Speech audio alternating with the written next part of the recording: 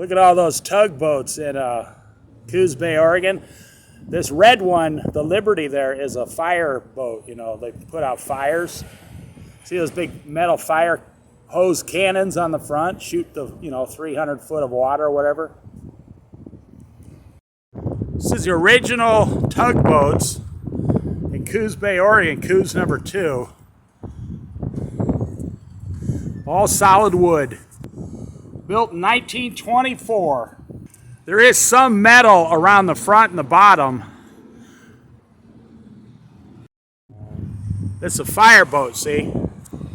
Right there they got the fire hoses. That's a big fire hose. They got them all the way up front, a fire hose cannon.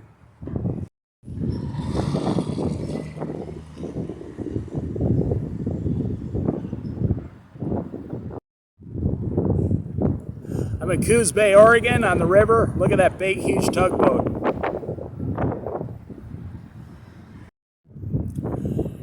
Look at that big, huge tugboat in Coos Bay on the upper river. No, Coos Bay is, okay.